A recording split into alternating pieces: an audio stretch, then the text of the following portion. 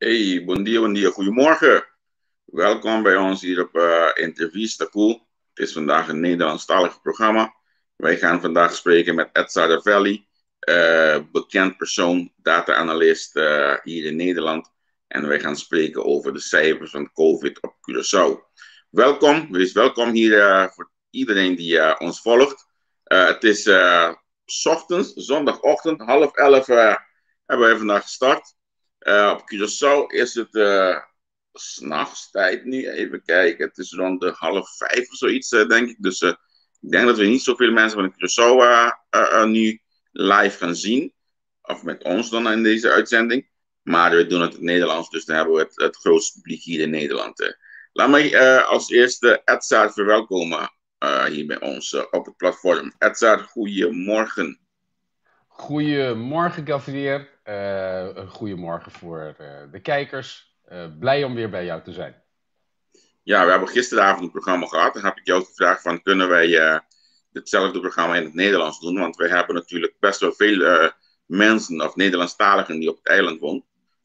Dus ik denk dat het wel ja, eerlijk is om hun ook in hun moedertaal te informeren over wat je hebt ja, gekregen, gezien, wat je hebt erkend of wat dan ook. In dat term, hoe je het kan zeggen, omtrent de COVID-cijfers op Curaçao. Ten eerste, wie is Ed Sardavelli voor degene die jou nog niet kent in het Nederlands? Ja, ik ben dus Edzard Ravelli.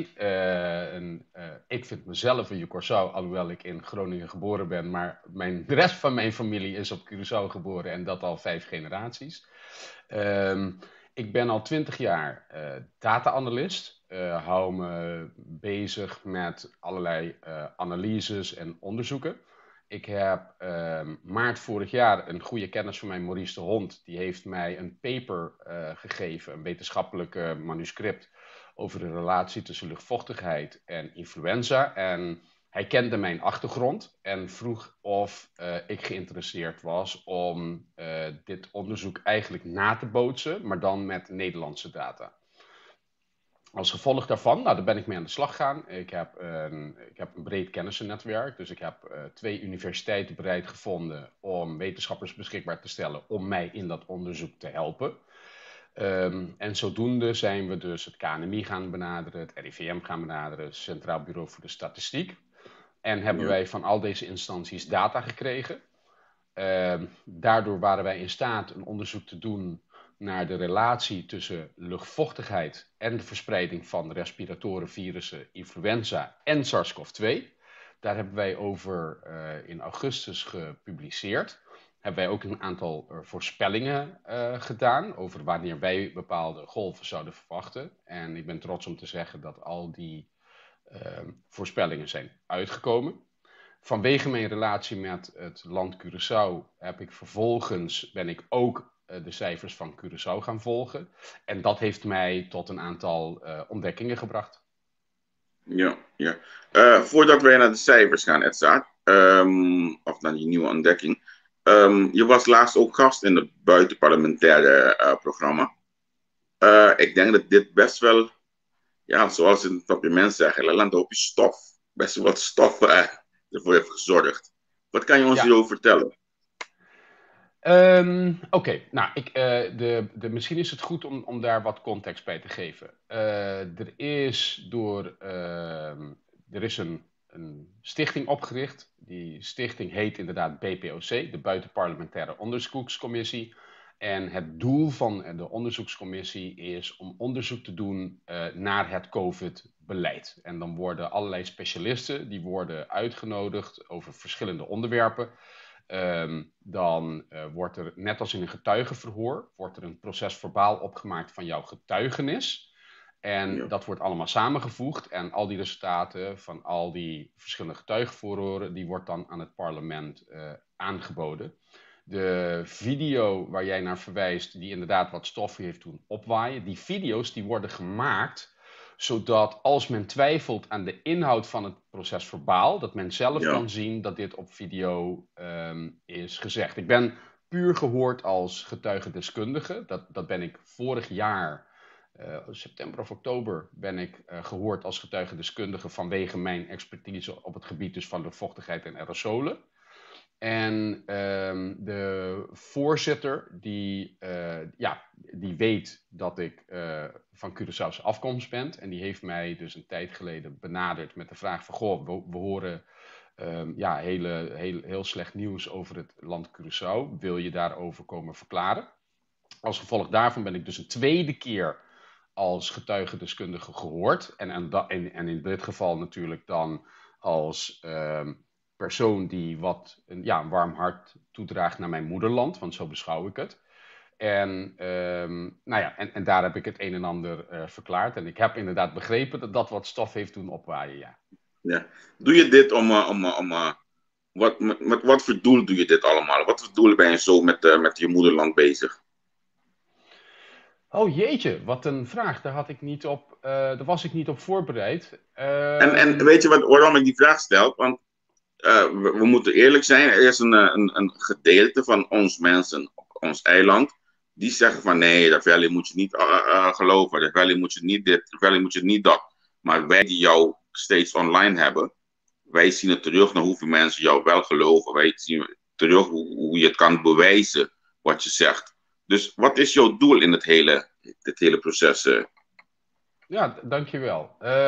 Ten eerste heb ik dit in januari al geschreven. Iedereen kan naar www.edzard.com gaan en dan treft men een blogpost. Dat is SARS-CoV-2 and a kid trying to protect his mom. Dit begon allemaal eigenlijk omdat ik zelf maart vorig jaar ook heel erg bang was. Net zoals iedereen. Ik heb een hele bijzondere band met mijn moeder. En ik maakte, en uiteraard ook met mijn vader, maar om mijn moeder maak ik me altijd een beetje zorgen. En heel eerlijk, zo begon alles. Dus voordat ik in dat onderzoek zat, was ik al, voordat mondkapjes überhaupt genoemd werden, had ik al onderzoek gedaan naar mondkapjes. Had ik mondkapjes in februari, had ik zelfs een hele gezichtsmasker vanuit Nederland naar mijn ouders gestuurd. Omdat ik ook ervan overtuigd was dat 30% van de mensen dood zouden gaan. Dus zo begon het eigenlijk, weet je. En ja, dat is hoe ik als mens in elkaar zit. Als ik bedreigd word, zeg maar. Hè, dus als we allemaal angst kunnen voelen. Dan val ik terug op wat ik kan. Ja, iedereen zal terugvallen op hun sterkste wapen, zeg maar. Om te dealen met die angst. En zo begon dat onderzoek.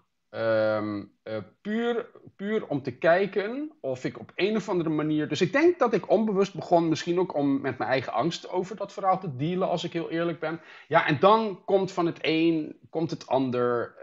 Dus er zat niet van tevoren een doel in. En uiteraard, weet je, iedereen heeft uiteraard het recht om te vinden wat hij wil. En dus ik heb ook geen bezwaar, omdat ik eigenlijk zeg van, weet je, kijk gewoon naar mijn daden.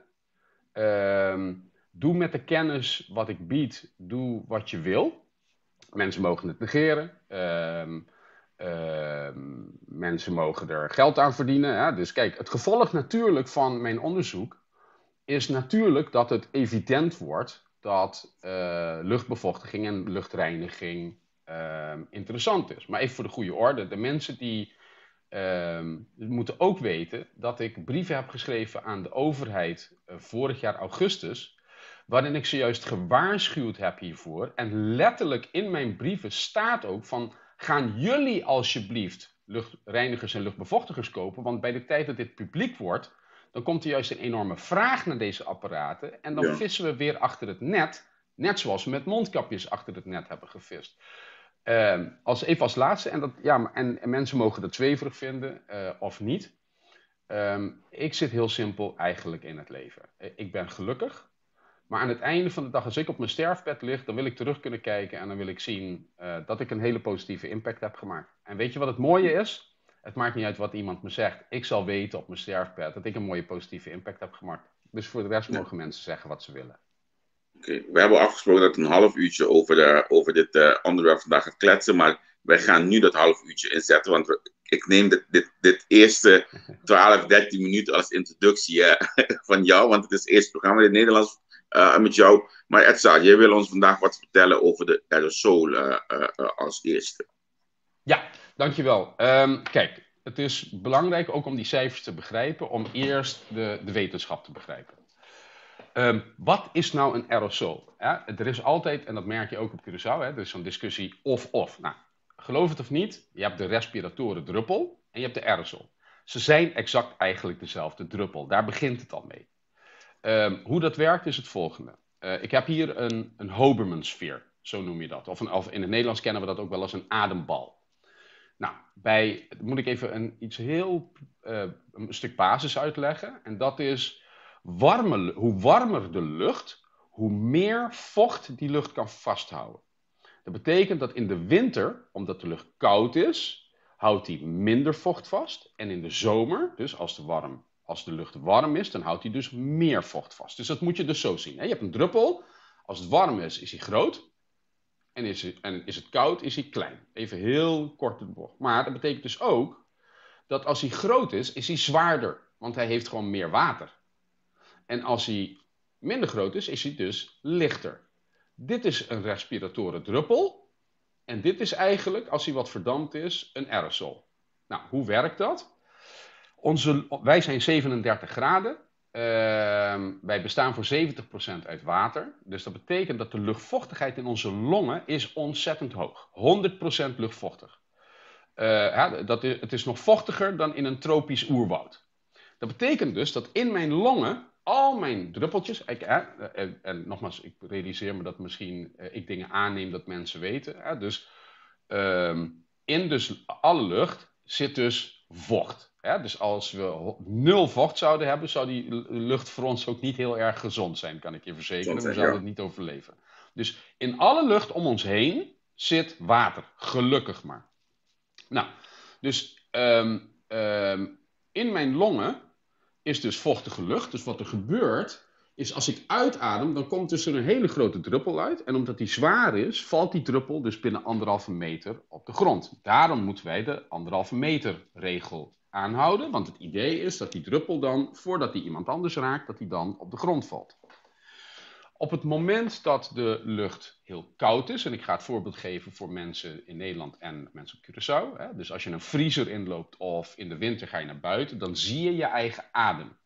Wat je aan het zien bent, is letterlijk dat grote druppeltje wat uit je mond komt, wat voor de helft verdampt. En dat verdampen wat je ziet, dat is nou dat witte stuk. Dat in dit geval van de kou is het condensatie, maar het komt er gewoon op neer. Die druppel die wordt eigenlijk klein. Nou, en op het moment dus dat die druppel de helft groter wordt, om specifiek te zijn 5 micron of minder, dan is hij zo licht dat hij dus gaat zweven. Nou, het probleem van zwevende lucht is net als sigarettenrook in een ruimte, dan maakt die 1,5 meter niet uit.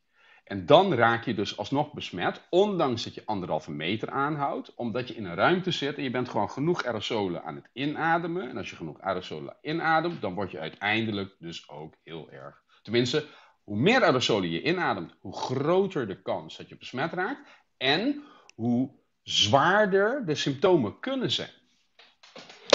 Hopelijk heb ik daarmee dat van de druppel en de aerosolen goed uitgelegd. Ja. Nou, dat is relevant voor de ontdekking die we gedaan hebben op Curaçao. Oké. Dan ga ik jouw scherm delen. Wil je dat? Ben je al klaar ervoor? Even kijken, ik zet hem heel even klaar. Ja, jij moet me even zeggen wanneer het in beeld is. We zien jouw scherm in beeld. Oké, hartstikke goed. Ik wil eerst graag even dit plaatje uitleggen. Je ziet, dit plaatje loopt van 1 maart tot en met 15 april. De blauwe balkjes die je ziet, die de mensen hier zien, dat zijn de zogenaamde positieve gevallen. Dus ik pak even een hele duidelijke. Ja, je ziet bijvoorbeeld hier op 26 maart dit blauwe balkje. En dan ga je naar links en dan zie je dus, dat waren dus 400 positieve gevallen. En je ziet dus dat oploopt en dat het eigenlijk hier weer een beetje afloopt. Dus ik ben, data is gewoon, ik vind dit leuk. Ik doe niet aan Sudoku, ik doe aan dit soort dingen en daar word ik gelukkig van. Er werd namelijk gezegd dat de huidige situatie van Curaçao het gevolg is van de verkiezingen. Dus En dat zat mij dwars, omdat ik die cijfers dagelijks volg. En ik zag namelijk al dat begin maart die cijfers aan het stijgen waren. En ja, wat ik al zeg is, ik ben voor objectief informeren van mensen. En ik vind het gewoon leuk om oorzaken te ontdekken. Dus ik ging kijken en gevoelsmatig zei ik van ja, joh, er klopt iets niet. Het kan niet die verkiezingen zijn geweest. En zodoende ben ik dus data van de Curaçaose overheid gaan verzamelen. En ben ik daar ingedoken. Dan vind ik het even belangrijk om, dus de blauwe balkjes heb ik uitgelegd. Nou wil ik graag dit lijntje hier uitleggen, wat je hier ziet lopen. De rode lijn. Ja, precies, de rode lijn. Kijk, allereerst, één positief geval zegt niet zoveel als je het niet in de juiste context plaatst. En de manier wat ik in ieder geval gisteren heb geprobeerd is om het uit te leggen, is het voorbeeld van een visser. Als een visser één lijntje uitgooit en hij krijgt beet op dat ene lijntje, dan weet hij dus dat hij één vis beet heeft, maar hij weet niet hoeveel vissen er zwemmen. Want het heeft maar één lijntje. Hij had gewoon heel veel geluk kunnen hebben. Ja? En het kan zijn dat hij één lijntje toevallig gooit in een school met 100 vissen. Hij weet dat niet. Dus de manier waarop je eigenlijk weet hoeveel vis er is, prevalentie heet dat. Ja, dus prevalentie is eigenlijk in essentie de percentage besmette mensen onder je bevolking.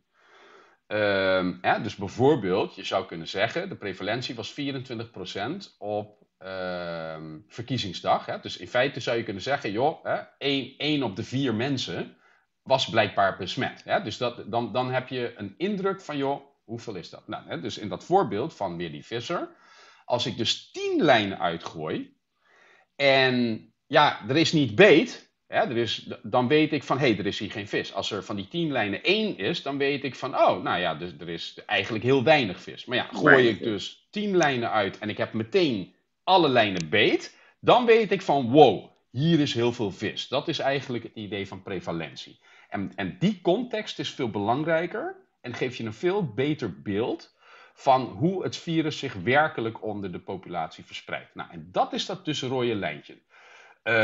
Dat zie je ook hier. Aan de rechterkant is een schaal van 0 tot 35%.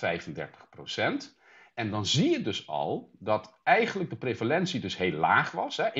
Dus dat betekent dat van de 100 mensen die testen, 1 persoon positief test. Nou, dan weet je dus dat er eigenlijk bijna geen virus in je bevolking is, zeg maar. Het is bijna uitgedoofd zelfs. En dan zie je al dat ver voor de verkiezingen die prevalentie opliep van 1,1% tot zelfs 24%. En vervolgens zie je hem overigens vanaf 2 april zie je hem ook al afnemen.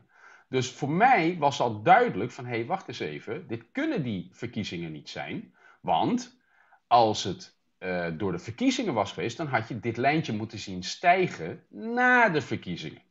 Sterker nog, dat zie je hier ook, dat het lijntje hier eigenlijk daalt. Maar daar ga ik zo dadelijk iets meer over vertellen. Want ik wil eerst graag ook iets zeggen over die positieve gevallen. Want het valt mij op dat veel mensen dit niet weten. Als je naar de website gaat van het RIVM en overigens de WHO, dat laat ik graag even zien. Want ik heb een soort bewijsdrang, ik wil graag dat mensen me geloven.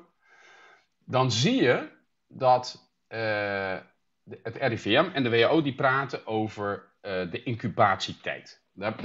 Dat is heel belangrijk, niet alleen voor ons cijfers graveren om te begrijpen, maar ook om überhaupt je bewust te zijn van hoe dit virus eigenlijk verspreidt. Waar het op neerkomt is, stel je voor dat ik besmet ben. En jij komt er bij mij. En of het nou de 1,5 meter druppel is of de aerosol, maakt niet uit. Ik op dat moment besmet jou. Jij zal 5 tot 6 dagen daar niks van merken. Echt letterlijk niks. Je wordt niet ziek, je bent niet, geen verhoging, geen reukverlies. Nee. Want dat virus is op dat moment bezig, zeg maar, om zich in jouw lichaam te nestelen, zal ik maar zeggen. Pas op dag 5 of 6 krijg jij symptomen, als je die al krijgt. Maar De meeste mensen krijgen met 5 of 6 dagen krijgen ze symptomen.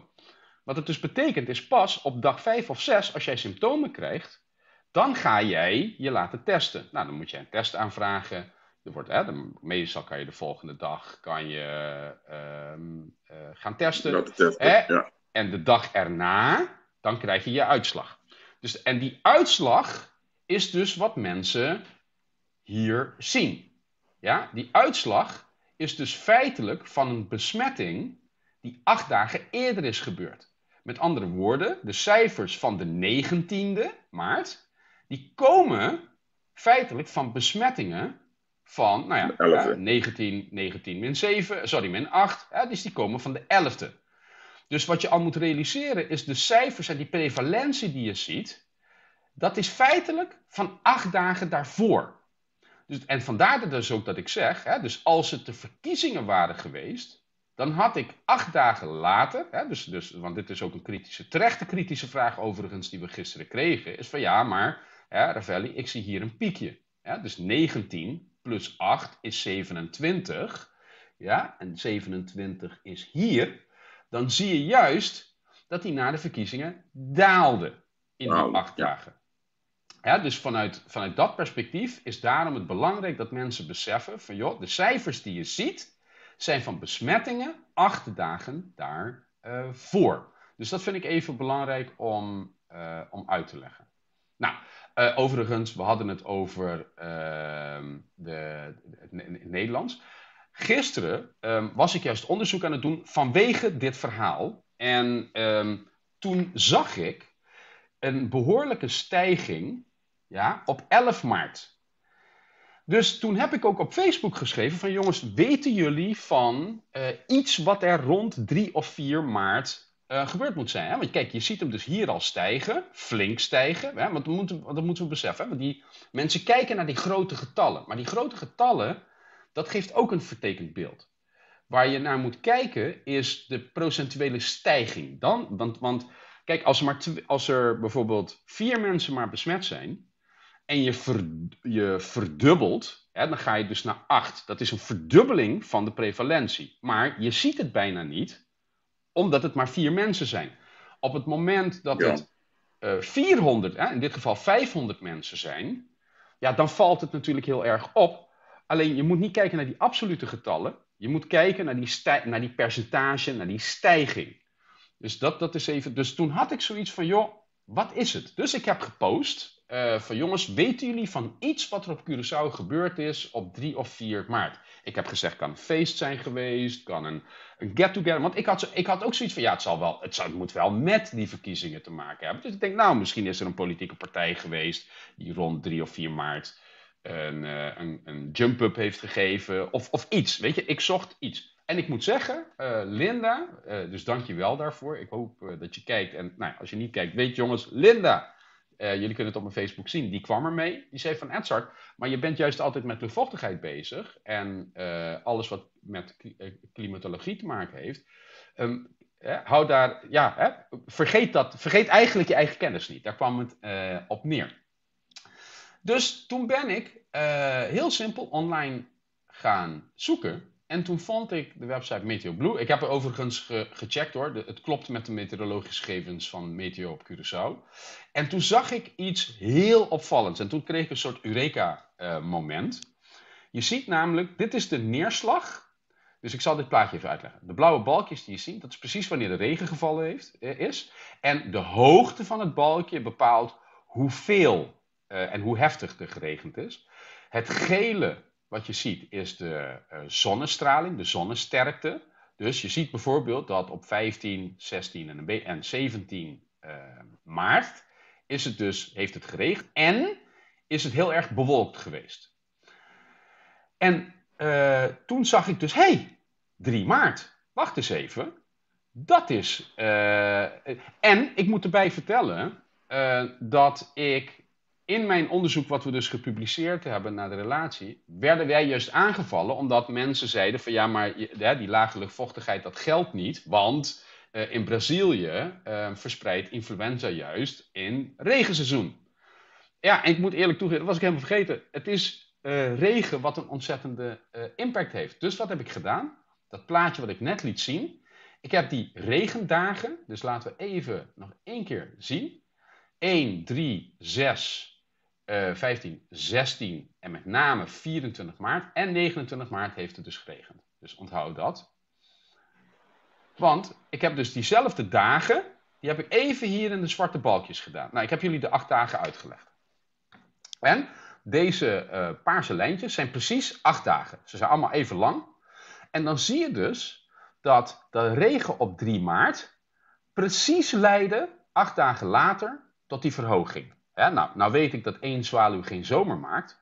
Maar dan gaan we dus weer eens verder kijken. Dan zie je dus dat hier het in deze periode geregend heeft. En dan zie je weer exact 8 dagen later, zie je dus weer die enorme stijging. Ja, hier heeft het geregend, we zeiden 24, heeft het behoorlijk geregend zelfs. En wat zie je dan weer? 8 dagen later, en weet je nog, ik liet jullie zien dat die hoogte van het blauwe balkje bepaalt dus hoeveel het geregend heeft. Dus op de 24ste heeft het ontzettend hard geregend, en dus lang. En dat zie je dus ook terug op de 24ste. Je ziet dat dat lijntje, die prevalentie, stijgt ook veel meer dan al die andere dagen. Zie je? Hier steeg het flink, maar niet heel veel. Hier wat meer. Ja, en hier zie je het echt ontzettend hard stijgen. En vervolgens zie je het dus ook weer. Hier heeft het geregend, eind maart. En verdomd, je ziet dus exact dat die spikes, want er zijn geen andere grote spikes. Hier heb je een spike. Kijk, tuurlijk, je ziet mensen zullen zeggen, ja, maar hier groeit het ook. Nee, maar hier zie je de trend, zoals dat heet, zie je al afnemen. Zie je? Je ziet eigenlijk dat je afbuigt, sterker nog, hier nivelleert hij zelfs. En dan zie je hem dalen. Dus dit is een echte stijging. Dit is een echte stijging. Dit is een echte stijging. En hier is ook een stijging. En ik durf te wedden dat als we in april gaan kijken, de meteo, dat ook ongetwijfeld regen is geweest. Wat dat dus betekent, Gravier, is dat waar mensen uitsluitend de schuld hebben gehad voor het zich niet houden aan de regels, is het waarschijnlijk zo dat ze zich juist heel erg goed aan de regels gehouden hebben. Maar ze zijn waarschijnlijk in ruimtes geweest, bijvoorbeeld op hun werk, of de supermarkt bij wijze van spreken, of op school, waar juist die verspreiding gebeurt tijdens de regen. En het is dus veel meer gerelateerd aan het weer dan uitsluitend aan gedrag. Als het namelijk gedrag was geweest, dan hadden wij op andere dagen ook een spike moeten zien. Dus om het in context te plaatsen, als mensen het uitsluitend aan gedrag willen koppelen, dan zou dat hebben moeten betekenen dat de Curaçaose bevolking een hele rare bevolking is, die uitsluitend en alleen zich niet aan maatregelen houdt, net op de dagen dat het regent. Nou, en de kans dat de Curaçaose bevolking zich alleen maar niet aan regels houdt op regendagen, dat lijkt mij nogal onwaarschijnlijk. Ja, en sterk nog, wij zijn zodanig opgevoed, dat als het regent, gaan we naar binnen. Op Curaçao gaan we niet naar buiten als het regent, we gaan juist naar binnen. En dat is precies juist het probleem. En als je dat mij toestaat, Gravier, zou ik heel even graag van de sharescreen af willen. Want ik wil die druppel weer uitleggen. Want ik kan me voorstellen dat mensen dan toch in de war raken. Ben ik in beeld? Ja, we zijn in beeld. Oké, super. Kijk, dus ik kan me voorstellen dat mensen zeggen van, ja, maar wacht even, Ravel, ik snap het niet. Je zei net, als die druppel groot is en er is veel vocht, dan valt die op de grond. En als die druppel verdampt, omdat de luchtvochtigheid laag is, dan gaat die zweven. Maar nu zeg je, eigenlijk lijkt het alsof je het tegenovergestelde zegt. Namelijk, als het regent en de luchtvochtigheid is heel hoog, dan opeens raken we besmet. Hoe zit dat dan? Nou, dat wil ik graag even uitleggen. Op het moment dat die druppel in droge lucht komt, dan wordt die dus kleiner. En dan gaat hij dus zweven, omdat hij lichter wordt. In de zomer, heb ik ook verteld, is die druppel dus, blijft die groot, omdat hij niet verdampt en dan valt hij op de grond. Maar om op de grond te vallen, moet die zwaarder zijn dan alle andere druppels. En ik ga jullie dat uitleggen met het idee van een ballenbak. In een ballenbak liggen er allemaal ballen, soms is een andere kleur, maar die ballen hebben allemaal hetzelfde gewicht. Als ik één bal uit die ballenbak pak, en die gooi ik weer in die ballenbak, dan zal die op de andere ballen liggen. Hij zal niet opeens door die ballen zakken naar de bodem.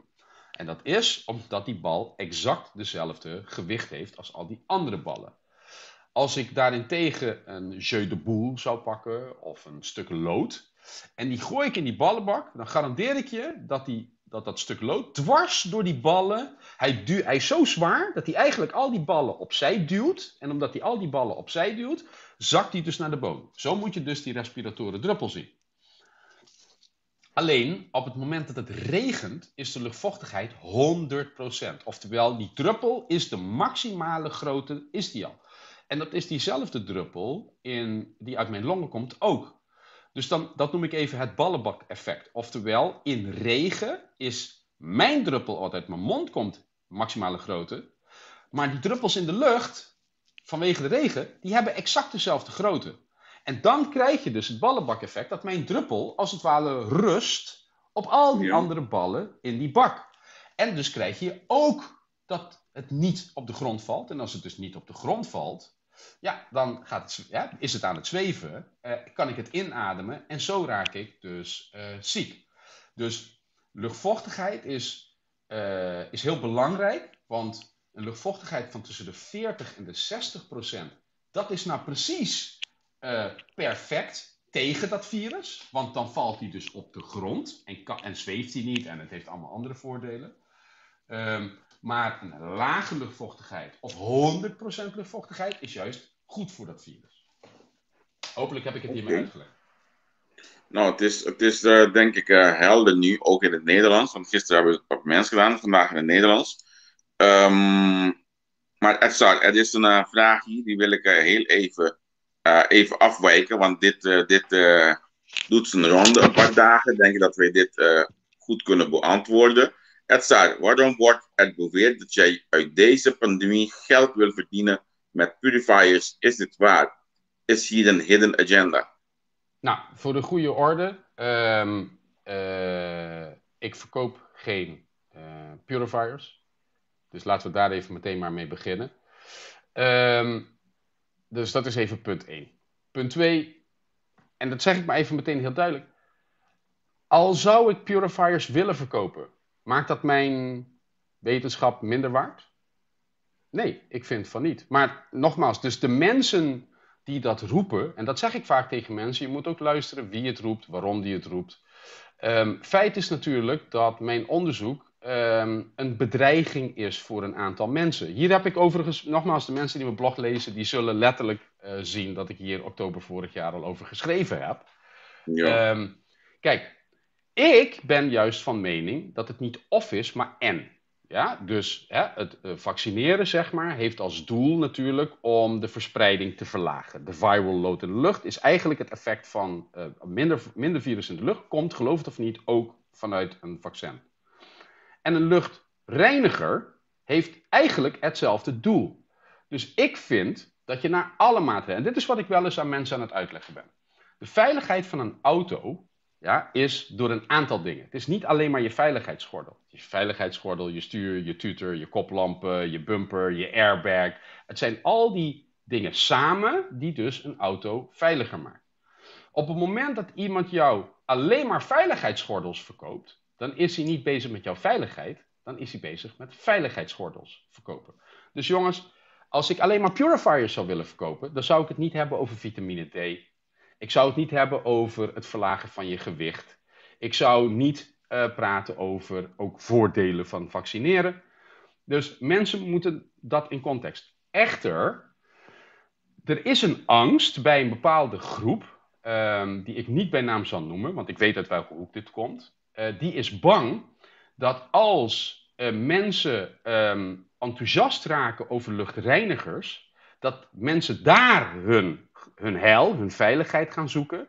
En daardoor mensen niet meer willen vaccineren. Dus er zijn mensen die bang zijn dat een purifier zal leiden tot minder vaccinatie. En je merkt dat deze dimensionaire kabinet heel erg pushy bezig is met vaccineren. Hè? Die hoort constant, we moeten die 85% halen. Hè? Er is zelfs iemand weliswaar een beetje uit context gehaald, hè? Maar er is gezegd van, als ze 85% halen, dan kunnen we naar carnaval. Dus wat die angst is er, van ja, maar als mensen purifiers gaan nemen, dan gaan we niet vaccineren. Ja, en als we niet gaan vaccineren, ja, dan is het hele eiland verloren. En ja, dat is gewoon niet zo. Dus mensen mogen zelf hun oordeel vellen. Ik ben gewoon transparant en ik geloof dat op lange termijn transparantie juist in je voordeel werkt. Ja, je bent wel, ik weet niet, of één ervan, of de uitvinder van die purifier, of niet? Ik ben de ontwerper, dat zal ik even uitleggen. Oké. Wij hebben eerst gewoon onderzoek gedaan. Toen we ons onderzoek af hadden gerond in de zomer, ja, dan weet je natuurlijk wel van als onze onderzoek klopt en we weten dat het klopt, ja, dan zullen dus luchtbevochtiging en luchtreiniging een enorm effect hebben. Dus wat hebben we gedaan? En mensen hebben die video's ook gezien. Ik heb er zelf eentje thuis staan. Toen zijn wij zelf een aantal van die apparaten gaan kopen om te testen. Nou, we hebben als eerste luchtbevochtigers getest, want dat heb ik al uitgelegd. Hè? Als je de lucht dus gaat bevochtigen, dan is het de zomer. En dat is dus heel goed. Dat is ook veilig, het heeft geen bijwerkingen. Alleen toen ontdekten wij een probleem. Bijna alle luchtbevochtigers die werken met relatieve luchtvochtigheid. Dat wil ik dus even ook uitleggen. Ons onderzoek is geweest op basis van specifieke luchtvochtigheid. Dus wij weten als de specifieke luchtvochtigheid 8 gram per kilogram lucht is of meer, dan verspreidt dat virus bijna niet meer. Maar 8 gram per kilogram lucht is temperatuur onafhankelijk. Dus even om het uit te leggen, 8 gram per kilogram lucht is 50% relatieve luchtvochtigheid bij 21 graden. Echter, bij 18 graden moet dat 65% zijn. En het probleem is, luchtbevochtigers die kunnen dat nog niet. Of tenminste, konden dat nog niet. Dus dan moest je luchtbevochtiger instellen, bijvoorbeeld op 50%. Maar als het 18 graden is in de kamer, ja, dan bevochtigt hij te weinig. Is het 25 graden, dan bevochtigt hij te veel. En dat heeft helaas te maken met dat relatieve luchtvochtigheid.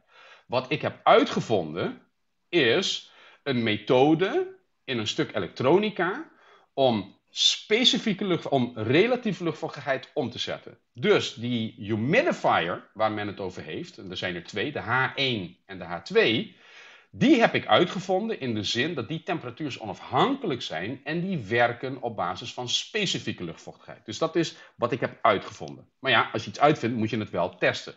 Dus een aantal met mij, we hebben een fabriek benaderd en hebben gezegd van joh, zijn jullie bereid om deze formules eigenlijk in te bouwen? Nou, die formules die zijn dus ingebouwd. Nou, toen hebben wij een aantal apparaten gekregen en die apparaten zijn we gaan testen. En dat is de relatie die ik heb met die hardware. Ik heb het dus uitgevonden. Wat namelijk belangrijk is ja, als je mensen wil beschermen, ja, de simpele realiteit is, mensen willen tegenwoordig niet zoveel meer betalen. Dus toen was de vraag van oké, hoe kunnen we zorgen dat we ten eerste heel snel een oplossing voor mensen hebben? Want je moet niet vergeten, het was zomer vorig jaar en we wisten dat over 6 weken de pleuris zou uitbreken. Dus je wilt dan snel een oplossing voor mensen hebben. Hij moet snel zijn en hij moest goedkoop zijn. Nou, het voordeel was bij die fabriek waar we mee getest hadden, zij hadden deze apparaten al. Dus je hoeft alleen maar de software aan te passen. Nou, het voordeel daarvan is dat je meteen kan leveren. En een ander voordeel, omdat je niet een heel nieuw apparaat hoeft te bouwen, is dat de kostprijs van het apparaat omlaag gaat. Je bent juist de prijs aan het laten zakken. En dat wil ik dus ja, het zal ongetwijfeld zo zijn dat je lijkt dezelfde apparaat online te kunnen vinden. En dat is ook zo, want het is dezelfde fabriek.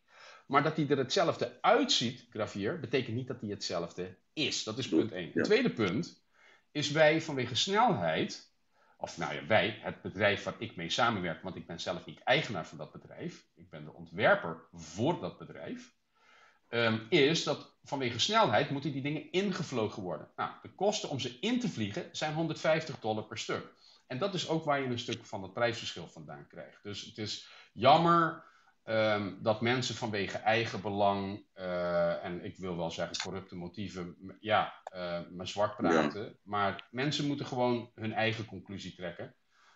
Want nogmaals, voor de goede orde, er worden geen van deze producten op Curaçao verkocht. Sterker nog, nogmaals, judge a man by his words, zoals we zeggen. De BPOC, en dat was waar jouw vraag mee begon. De BPOC die was zo begaan met het lot van Curaçao dat de voorzitter van de BPOC mij benaderd heeft en aan mij gevraagd heeft: Edzard, ik wil graag wat doen voor het land Curaçao. Wat stel je voor? Nou, hij stelde voor om geld te sturen. Nou, laat me heel eerlijk zijn, dat leek me niet verstandig, want menig project is genoeg geld aan de strijkstok bij de Happy Few blijven hangen. Dus ik zei, ja, zonde. En toen heb ik voorgesteld van, hey, wat vind je ervan als we juist voor de kinderen, voor de scholen, luchtreinigers gaan doneren? Nou, daar is de voorzitter zo enthousiast over dat hij daarin mee is gegaan.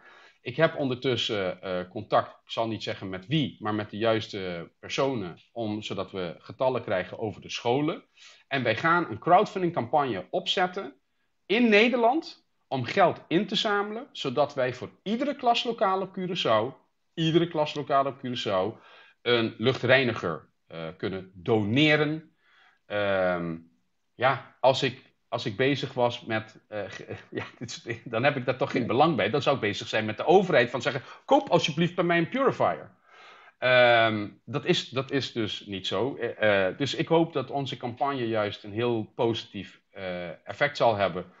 En ik zal je wel even zeggen, als jullie opeens in de komende paar weken op Curaçao air purifiers tevoorschijn zien komen, besef dan dat helaas het ook zo is dat mensen vaak een concurrent willen uitschakelen. Dus weet ook waar dit soort informatie vandaan komt. Ik maak me in ieder geval niet druk over, want ja, ik heb wel in ieder geval de wetenschap aan mijn kant. Ja. Hey, ik heb hier een vraag. Even eerst de opmerking. Om even terug te gaan naar het regenseizoen, et cetera. Als ik nu even hardop denk. Vorige week zag ik de premier Rutte op televisie. En hij dacht richting 28 april dat we zouden kunnen versoepelen van de maatregelen. En dan denk ik nu even, dus dan gaan we richting het zomerperiode. Dus dan heb je minder regen. Dus vandaar dat het minder kans zou zijn op besmetten. Misschien denkt de RIVM zo erover. Hoe zie jij dat? Nee, dat zit iets anders. Maar ik snap wel je punt. Regen en luchtvochtigheid, die uiteraard zijn ze aan elkaar gerelateerd. Maar het weerbeeld in Nederland en hoe dat virus in Nederland verspreidt, is dus anders dan op Curaçao. Dat is al één ding wat mensen niet door elkaar moeten halen. Dus in Nederland verspreidt het virus zich bij een lage luchtvochtigheid. Het is met name de lage luchtvochtigheid wat het probleem is. Dus daarom konden wij weken van tevoren precies voorspellen. Hè? Dus dat heb ik gisteren in de Papiamenstalige uitzending heb ik dat ook laten zien. Hoe ik aan Hubert Bruls, voorzitter van de Veiligheidsberaad, precies heb voorspeld wanneer de tweede golf zou beginnen. Wanneer de ziekenhuisopnames zouden beginnen. Wanneer Nederland in lockdown zelf zou gaan. Dat heb ik op de week nauwkeurig, weken van tevoren voorspeld. Niet omdat ik slim ben, maar omdat we 20 jaar aan weerdata hadden. En we zagen gewoon ieder jaar exact hetzelfde gebeuren. Week 44 daalt de luchtvochtigheid onder een bepaald niveau. Ja, en dan zie je dat toenemen. Dat is hoe het voor Nederland gaat. Sterker nog, het gaat heel slecht natuurlijk op Curaçao qua ziekte. Maar het is nog altijd de helft van de ziektebeeld in Nederland. En dat is omdat je op Curaçao juist een hele hoge luchtvochtigheid hebt, niet 100%. En omdat je heel veel zonlicht hebt. Zonlicht heeft ook een enorm positief effect op ons en een slecht effect op het virus. Zonlicht is een zogenaamd virocide. Het deactiveert het virus heel snel. En het is goed voor ons, want we maken vitamine D aan. En vitamine D blijkt een enorme positieve werking te hebben om respiratoren virussen te kunnen verspreiden. Wat ik hiermee wil zeggen is dat wij, net zoals wij voorspeld hebben accuraat wanneer het zou beginnen, kan ik ook accuraat voorspellen. En nogmaals, mensen mogen dit in hun agenda zetten. Ik heb voorspeld dat mei is het voorbij. Ik verwacht dat vanaf 17 mei, want dat blijkt ook ieder jaar het geval, vanaf 17 mei is die luchtvochtigheid weer hoog rond de 8. En dan zie je dus dat als die luchtvochtigheid in Nederland dus hoog is, dan zie je het afnemen. Dat betekent dat aan het einde van mei zullen die cijfers dramatisch naar beneden gekelderd zijn. En dan zal je zien dat juni, juli en augustus er dus in Nederland niets aan de hand is. Niets. En dat betekent dat Nederlanders weer alles mogen gaan doen, mogen gaan reizen. En ik hoop natuurlijk dat onze Nederlanders dan naar Curaçao gaan om de Curaçaose economie te helpen. En daarom doe ik wat ik doe, want ik heb mijn moeder, weet jullie nog? Ik begon met mijn moeder. Daar doe ik het voor mijn familie op Curaçao. Ik wil dat zij het goed hebben. En om te zorgen dat mijn ouders het goed hebben, moeten zij natuurlijk een inkomen hebben en moet iedereen een inkomen hebben. Dat betekent dat Curaçao op 1 juni klaar moet zijn om toeristen te ontvangen. Dat betekent dat de prevalentie omlaag moet. Maar dat betekent ook dat met de komst van die toeristen het niet weer uit moet breken. En dat los je niet met een vaccin op. Dat los je met luchtreinigers op. Dus daarom roep ik het nieuwe kabinet ook op om te zorgen dat, en ik help graag, om te zorgen dat juist de juiste maatregelen genomen worden, zodat Curaçao de corona-free vacation destination kan worden. Ja. Ik heb hier een vraag. Hoe belangrijk is het immuunsysteem? Ja, vreselijk belangrijk. Dat is waar alles om draait. Kijk, je moet het. Misschien is het goed als ik dat ook uitleg. En voor de record, ik pretendeer geen dokter te zijn. Ik hoef me ook niet voor te doen als dokter. Ik kan lezen en ik raad iedereen aan om te lezen. Je moet in relatie tot het vaccin, laten we het even hebben over computer, want dat begrijpt iedereen. Computer heeft een antivirusprogramma. En dat antivirusprogramma bestrijdt virussen die je via je mail binnenkrijgt, zeg maar. Alleen, als jij jouw antivirusprogramma niet update, dan komt er een virus binnen die antivirusprogramma niet herkent. Ja, en wat hij niet herkent, kan hij niet bestrijden. Jouw immuunsysteem moet je zien als jouw antivirusprogramma. Het vaccin, zonder dat ik een uitspraak doe of ik voor of tegen ben, ik kan wel de werking beschrijven. Wat dat vaccin feitelijk doet, hij update jouw antivirusprogramma, zodat je antivirusprogramma het coronavirus eigenlijk herkent. Dat is wat een vaccin doet. Het is gewoon een update. Of het een goede update is, dat is aan een ander om heel individueel voor zichzelf te beoordelen. Maar dat is de werking ervan. Nou, maar wat wij gezien hebben toen we ons onderzoek deden, en nogmaals, we hebben studies gepubliceerd, dus mensen kunnen het nalezen. Toen kregen we dus 5 jaar aan influenza-data, inclusief leeftijden. En toen vielen 2 dingen op. Kinderen tussen 0 en 4 hadden het meeste griep, op 1. En mensen ouder dan 65 jaar kwamen op plaats 2.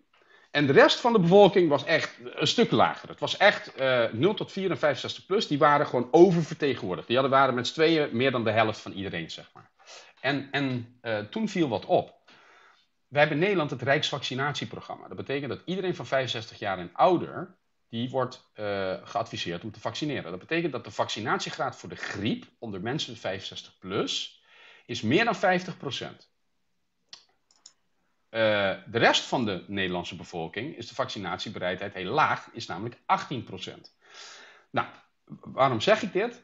Wat je moet realiseren is, als dat vaccin het zo goed zou werken, van de griep heb ik het nu over, als dat zo goed zou werken bij 65 plus, dan zou je niet verwachten dat 65 plus bovenaan staat. Dan zou je 65 plus onderaan moeten hebben, want ze vaccineren 2 keer zoveel. Nou, betekent dat vaccin dan niet deugt? Nee, het heeft weer met je immuunsysteem te maken. Kinderen tussen 0 en 4 worden, want daar word je niet gevaccineerd. Tussen 0 en 4, die hebben nog niet een ontwikkeld immuunsysteem. Dus die kan je wel een update geven, maar hun programma is eigenlijk nog in aanbouw.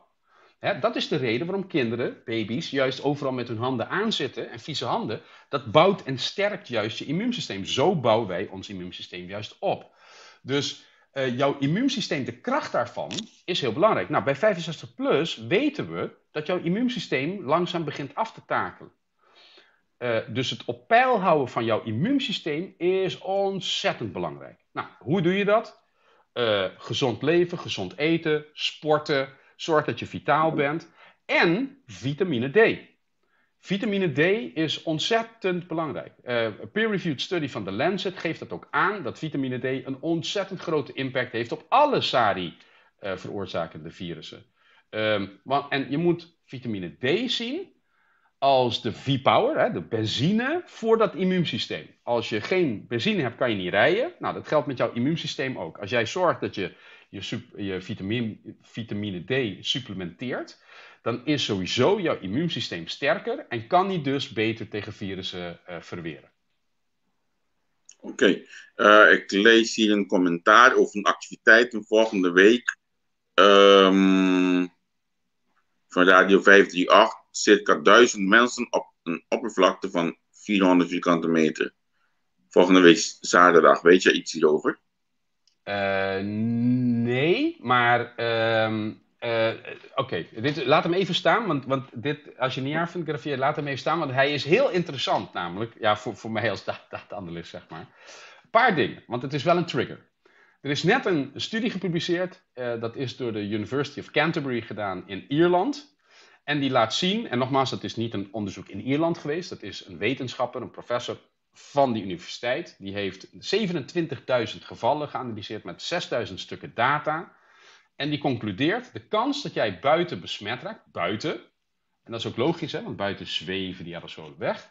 De kans dat je buiten besmet raakt is 1 op 1000. 1 op 1000.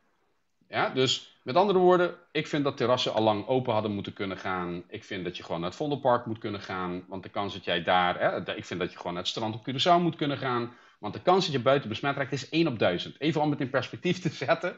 Volgens de Museum of Florida, die allerlei statistieken bijhoudt. Als jij gaat zwemmen, is de kans dat jij verdrinkt 1 op 1100. Ja. Ja, dus dat is gewoon om het in perspectief te zeggen. En ja, de meeste mensen gaan zwemmen, die zijn niet bang. Ja, dus je moet het in die orde van grootte zien. Dus dat is één reden waarom ik dit noem. Dus ik ben voor activiteiten. Wat dus niet in de vraag staat, is of dit oppervlakte binnen of oppervlakte buiten is. Dus daarom is dat heel relevant. Als het blijkt dat het 1000 mensen op 400 vierkante meter binnen, dan zeg ik nee. Dat is gewoon letterlijk alsof je een benzinetank pakt, daar een lucifer in gooit. Dat gaat echt falikant fout. Buiten daarentegen is nogmaals een heel ander verhaal. Nou moet ik trouwens wel zeggen, ik heb oprecht twijfels of deze getallen kloppen. Want ja, rekenen is echt iets wat ik heel erg leuk vind. En dat betekent dat er met 1000 mensen op 400 vierkante meter, dat betekent dat er 0,4 vierkante meter per persoon zou zijn. Nou, 1 meter bij 1 meter is 1 vierkante meter. Dus dat zou betekenen dat mensen letterlijk zo bij elkaar staan. Dus ik denk dat het 4000 of 40.000 vierkante meter... Nou, hier staat hij. Ik ben op de site van 538. Ja? En hier kan je het lezen. Een bijzonder aanzoek van de Britse man. Het stel was op reis in Noorwegen en klom... nee, het is wat anders toch? Nee. Ja, nee, precies. Nee, maar dat voorbeeld is juist weer heel gezond, hè? Je bent buiten, op een berg, frisse lucht. Dat is juist hartstikke goed. Het is juist een probleem op het moment dat je praat over binnenruimtes. Dat is echt waar de verspreiding... Dat zijn zogenaamde Dus wat dat voorbeeld, als het binnen, dat is nou een superspread event. Ja, dat is ook het jammere, dat de wetenschap heel conservatief is. Hè? Je hoort mensen praten over die R-waarde. We moeten die R krijgen onder de 1. Dat is vanuit de gedachte van 1 persoon besmet 1 persoon besmet 1 persoon. Zo werkt dit virus niet. Dit virus werkt als in, eigenlijk zijn er maar heel weinig mensen besmet. Maar Pietje, die gaat in zo'n ruimte staan. Die staat te schreeuwen, dus heel veel aerosolen. Andere mensen staan te schreeuwen, dus ademen ook heel veel aerosolen in. Ja, en Pietje heeft in 1 keer 300 man besmet. Dat is hoe dit virus werkt. Alleen omdat er maar 1 Pietje in die 300 mensen is, en die 300 mensen dus andere mensen besmetten, is de R1, maar het is eigenlijk een collectie van aaneenschakeling van zogenaamde superspread events. Daarom zag je ook net in die grafiek, je ziet iedere keer hup en naar beneden, hup en naar beneden. En je moet het eigenlijk zien als steentjes die je in een meer gooit. Hè. Je gooit een steentje, blop, dan heb je die golf. Blop, dan heb je die golf. En dat is wat je ziet. Dus de data laat ook zelfs zien dat het zogenaamd superspread events zijn. Want anders zou je een veel gelijkmatigere curve moeten zien. En niet zo'n hakkelig.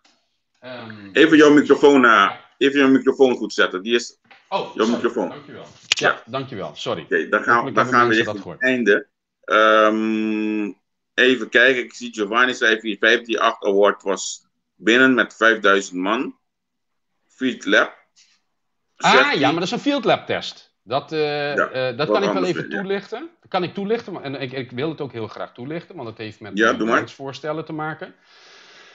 De Field Lab test, waar het op neerkomt, is dat ze met een... Ik kan even niet meer op zijn naam... Ja, was het Gommers? Ja, Nederland is zeg maar proeven aan het doen om te kijken of we open kunnen gooien. Maar hoe gaan we dat op een veilige manier doen? Nou, Field Lab die test verschillende scenario's. En in dit geval wat ze doen, het is een afgesloten gebied, zeg maar. Waar binnen dat gebied zijn er geen regels. Je mag gewoon lekker elkaar knuffelen. Dat is het oude normaal, zeg maar. Maar om in die zone te komen, moet je eerst een sneltest doen. En als die sneltest laat zien dat jij negatief bent, dan mag je naar binnen. Want, kijk, de PCR-test, die laat niet zien of jij besmettelijk bent of niet. De sneltest, die laat zien of je het virus draagt en of jij besmettelijk bent. Ja, en als die test laat zien dat jij niet besmettelijk bent, ja, dan mag je naar binnen. Nou, waarom? En daarom mag daar wel mijn hutje-mutje zijn, want je weet gewoon 100% zeker dat niemand besmet is. Ja, en dan maakt gedrag niet meer uit. Nou, waarom vind ik dit een heel mooi initiatief? Omdat ten eerste is er een kans dat de PCR-test verboden gaat worden. Dus het invliegen naar Curaçao met een 3 dagen oude PCR-test, wat al een fout is. Je loopt het risico dat straks die PCR-test verboden wordt. En dan is er geen manier voor de autoriteiten op Curaçao om überhaupt te weten wie besmet is of niet. Los van het feit dat die PCR-test van 3 dagen oud gewoon verkeerd uitpakt. Want heel vaak zijn ze negatief, komen ze op het eiland en hebben ze alsnog hun familie besmet. Ik weet van 1 geval waarin iemand helaas met een negatieve PCR-test 9 dagen later zijn eigen vader kon begraven, omdat hij positief bleek te zijn. Nou, als op Curaçao nu juist iedereen die op Hato landt getest wordt, wordt eigenlijk heel Curaçao een field lab. Zo moet je het even zien. Dan testen we 100% op het vliegveld. Als je negatief bent, top, ja, nou, veel plezier. Test je positief, dan ga je in een quarantainehotel, totdat je beter bent. Dus zodra die test laat zien, joh, je bent beter, je bent geen gevaar voor de rest, even heel simpel gezegd, joh, dan mag je ook gewoon. En dat is de manier waarop Curaçao hieruit gaat komen. Curaçao moet zorgen dat ze zo snel mogelijk eigenlijk die prevalentie zo laag mogelijk krijgen. Idealiter naar 0. Dus dat zou je bereiken door bijvoorbeeld 4 weken gewoon helemaal dicht te gaan. Maar dat is onhaalbaar. Maar zorgen dat dat heel laag is. En als het eenmaal laag is, zorgen dat je dan geen nieuw virus kan introduceren. Want als je dat doet, ja, dan heb je geen virus op het eiland. En is het eiland gewoon virusvrij. Ja. Dus daarom wil ik dat even aangeven. Oké. Uiteindelijk zijn we toch een hele uur bezig geweest. Mooi, hè? Dus, we zijn goede Juko's zo. We kunnen niet stoppen, hè? Ik geef het toe. Hartstikke bedankt voor je tijd. Ik denk dat wij heel veel mensen slimmer of wijzer hebben gemaakt vanochtend. En wij gaan jou nog meerdere keren benaderen voor meerdere programma's. En ik wil bewust meer Nederlandse programma's met jou gaan maken. Ja, eens. Ik krijg ook steeds meer commentaar van... Hey, Edzard, kan het ook in het Nederlands? Dus daar werk ik ook echt heel graag aan mee. Want kijk, uiteindelijk is wetenschap voor iedereen. En niet voor de happy few. Oké. Hey, hartstikke bedankt. Tot een volgende keer. Ciao, ciao. Ciao. Dit was Edzard Valley op onze pagina Interviestegoe. Bedankt voor het kijken. Mensen, tot een volgende keer. En straks heeft Tico weer een programma. Een super goede programma. Tico gaat iets meer inhoudelijk over dat stukje LVB. We hebben laatst een hele discussie gezien op Facebook. Een vieze discussie zelfs. Omtrent een jonge gast die zich probeert te starten binnen het media. En hij werd doorgekraakt helemaal door een oude politicus.